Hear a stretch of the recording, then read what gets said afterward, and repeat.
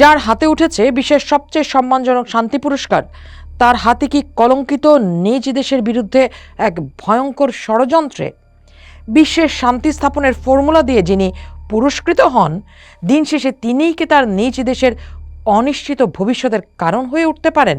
তাহলে কি বিশ্ব শান্তির পুরস্কারগুলোর পেছনে থাকে আরও কোনো যোগ বিয়োগ? এই পুরস্কার কি তবে শক্তিশালী দেশগুলোর ঔপনিবেশ সৃষ্টির নব্য হাতিয়ার?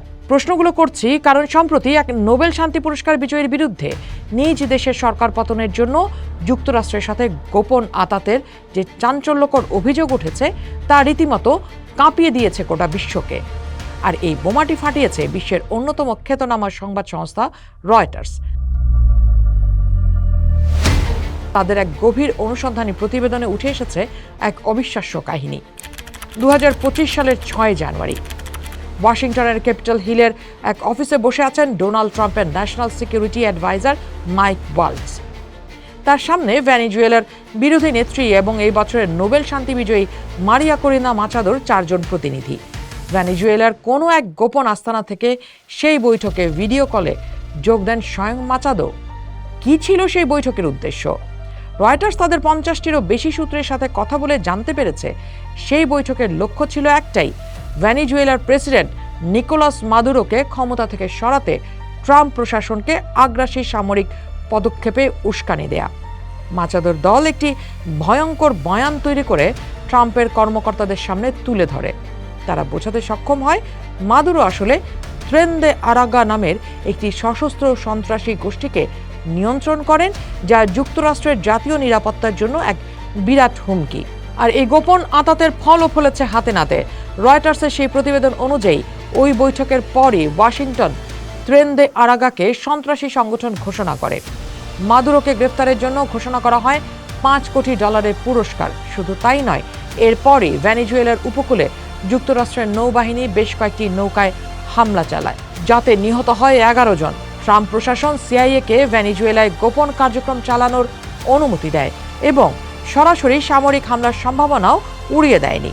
সবচেয়ে বড় পরিহাস হলো যে মাচাদো শান্তির জন্য নোবেল পেলেন, তিনি ট্রাম্পের এই রক্তক্ষয়ী কৌশলের প্রতি অকুণ্ঠ সমর্থন জানিয়েছেন। নোবেল জয়ের পর তিনি বলেছেন, অপরাধী প্রশাসনের সাথে লড়তে গেলে শক্তির প্রয়োগ ছাড়া স্বাধীনতা আসে না। এমনকি তিনি তার নোবেল পুরস্কারটি উৎসর্গ করেছেন ডোনাল্ড ট্রাম্পকে। কিন্তু এই ভয়ঙ্কর খেলার এক নির্মম শিকার হচ্ছে খোদ ভেনেজুয়েলার সাধারণ মানুষ। ট্রাম্প প্রশাসন যখন হাজার হাজার ভেনেজুয়েলান অভিবাসীকে ট্রেন দে আরাগার সদস্য আখ্যা দিয়ে যুক্তরাষ্ট্র থেকে বের করে দিচ্ছিল, তখন মাচাদো ছিলেন পুরোপুরি নীরব। নিজ দেশের মানুষের এমন দুর্দিনে তার এই নীরবতা অনেক বড় প্রশ্নের জন্ম দিয়েছে। রয়টার্সের বিশ্লেষণে এই পুরো কৌশলকে বলা হচ্ছে এক high risk high reward game, অর্থাৎ ঝুঁকিও বেশি লাভও বেশির ভয়ঙ্কর জুয়া। যদি এই পরিকল্পনায় কাজ হয় তাহলে মাচাদো বনে যাবেন ভেনেজুয়েলার রক্ষাকর্তা, আর যদি ব্যর্থ হয় এবং যুক্তরাষ্ট্রের হামলায় দেশ এক রক্তক্ষয়ী গৃহযুদ্ধের দিকে এগিয়ে যায়, তাহলে ইতিহাসের পাতায় তার নাম লেখা হবে একজন বিশ্বাসঘাতক হিসেবে।